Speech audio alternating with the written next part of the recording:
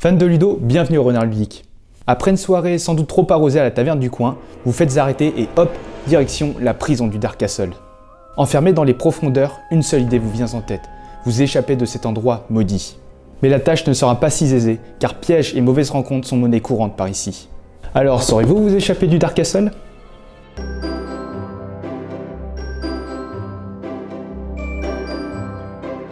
Dans ce jeu coopératif, entre 1 et 4 joueurs incarneront le rôle de prisonniers tentant de s'échapper de leur cellule pendant environ 30 minutes.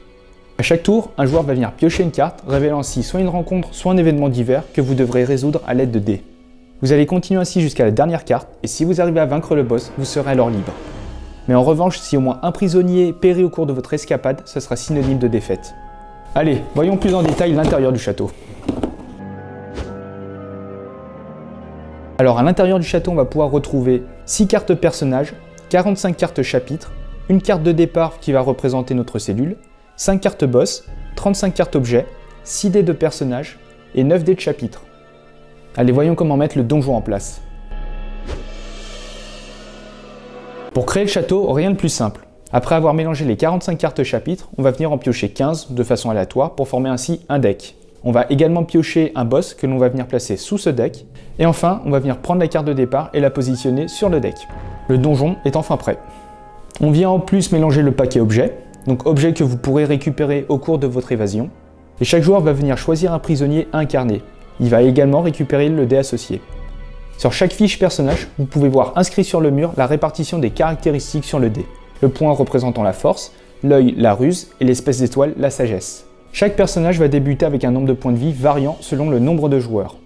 Pour une partie à 1 ou 2 joueurs, vous allez commencer avec 18 points de vie, 14 si vous jouez à 3, et enfin 12 à 4 joueurs. Et sachant tout cela, prisonnier, vous êtes enfin prêt à vous évader.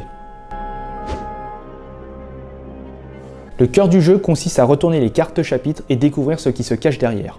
Mais avant de retourner quoi que ce soit, vous allez devoir déterminer un joueur qui va retourner la prochaine carte.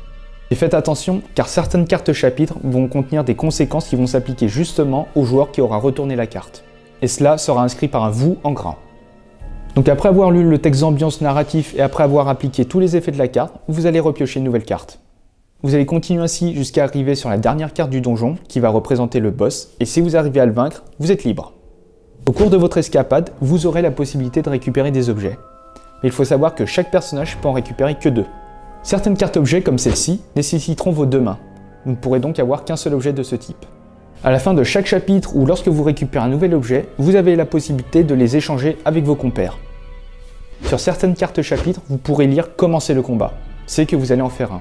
Pour mettre en place un combat, vous allez devoir récupérer les dés de chapitre associés à la carte. Et ce symbole signifie que vous allez devoir lancer un dé supplémentaire par joueur et les placer avec les autres dés.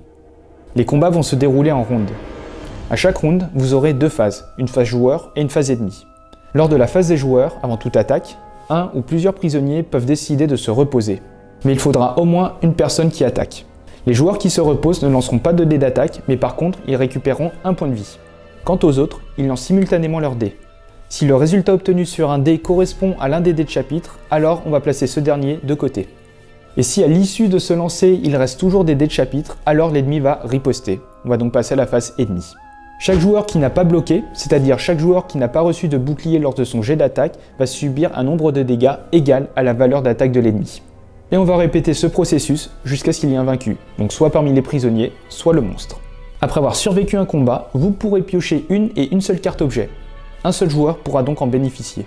Puis vient l'heure de piocher une nouvelle carte. Choisissez un joueur qui en prendra la responsabilité. Escape the Dark Castle est un jeu qui rappelle énormément les tout premiers livres, un livre dont vous êtes le héros. Déjà de par ses illustrations, mais également avec ses événements, ses rencontres, etc. Donc on retrouve un gros côté nostalgique à chaque partie. Après, le jeu est pas mal basé sur la chance, notamment avec les lancers de dés. Donc petit conseil certes basique, mais essayez d'avoir une compo plutôt hétéroclite sur les caractéristiques.